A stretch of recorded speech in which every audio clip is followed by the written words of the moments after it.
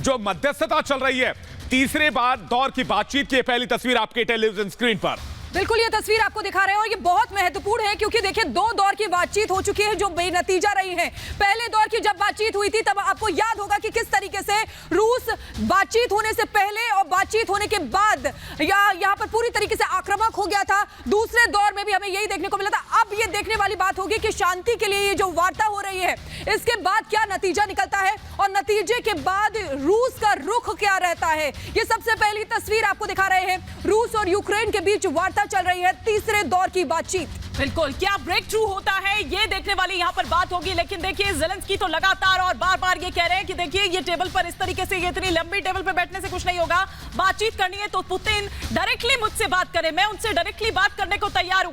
तो देखना ये होगा कि क्या वाकई में वो मुलाकात भी ऐसे में होती है या नहीं होती है, या वो बातचीत भी होती है या नहीं होती है। लेकिन फिलहाल तो वार्ता की पहली तस्वीर इस वक्त हम दिखा रहे हैं। यहाँ पर दो तस्वीर आप देखिए कि एक तरफ युद्ध चल रहा है रूस और यूक्रेन के बीच में भीषण, और दूसरी तरफ आप देखिए कि तीसरे दौर की ये वार्ता क्या रंग लाएगी, आज की ये वार्ता क्या कुछ निकलता है यहाँ से, ये देखने वाली बात होगी। क्योंकि देखिए दोनों ही तरफ से नुकसान हो रहा है। बेशक ये दो तस्वीरें आपकी टीवी स्क्रीन पर है। तीसरे दौर की जो वार्ता है यानी कि दोनों ही डेलीगेशन के बीच में जो बातचीत होने जा रही है, जो विचार विमर्श होने जा रहा है, जो मंथन शुरू हो रहा है, उससे हमें बहुत सारी उम्मीदें हैं। हमें उम्मीद है कि शायद इस बात के बाद से इस जंग का कोई हल निकल सकेगा और इसीलिए सबकी निगाहें, मैं कहूंगी कि इस समय पूरी दुनिया की निगाहें इस समय इस बैठक पर टिकी हुई है। एक तरफ है रूसी डेलीगेशन, दूसरी तरफ है यूक्रेनी डेलीगेशन। बेलारूस में ये मीटिंग शुरू हुई है और मीटिंग की वार्ता की पहली तस्वीर रिपब्लिक भारत आपको सबसे पहले दिखा रहा है। एक तरफ हम आपको लगातार बता रहे हैं रूस यूक्रेन में भीषण जंग जारी है। 12 दिन हो चुके हैं, 12 दिन में 2 बार बात हुई और आज एक बार फिर से बात हो रही है, लेकिन कोई हल नहीं निकला। इस बीच जो तीसरी वार्ता हो रही है इससे बहुत कुछ उम्मीदें रखता है ये दुनिया।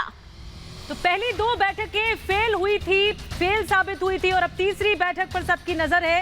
ये देखिए डेलीगेशन मिल चुका है, रूस का डेलीगेशन और यूक्रेन का डेलीगेशन, जो अब बातचीत की मेज पर देखना होगा कि क्या बातचीत आगे बढ़ पाती है या नहीं। तो बेलारूस में एक तरफ जहां दोनों डेलीगेशन के बीच बातचीत चल रही है, वहीं वेनेत्सिया में हवाई हमले का अलर्ट जारी कर दिया गया है। इस बीच की बड़ी खबर आपको बता रहे हैं, एक तरफ बैठक चल रही है, दूसरी तरफ लगातार हवाई हमले का अलर्ट जारी किया जा रहा है और सायरन बजाए जा रहे हैं, लोगों को बंकरों में जाने को कहा जा रहा है। एक बार फिर से वेनेत्सिया में हवाई हमले का अलर्ट जारी किया गया है, सायरन बजाए जा रहे हैं शहर के बीचों बीच और कहा जा रहा है कि जो भी जहां पर भी हो तुरंत फौरन बंकर पे चले जाएं, क्योंकि कभी भी रूस की तरफ से यह हवाई हमला किया जा सकता है। जो सायरन बजाया जा रहा है वो हम आपको सुनवाते हैं।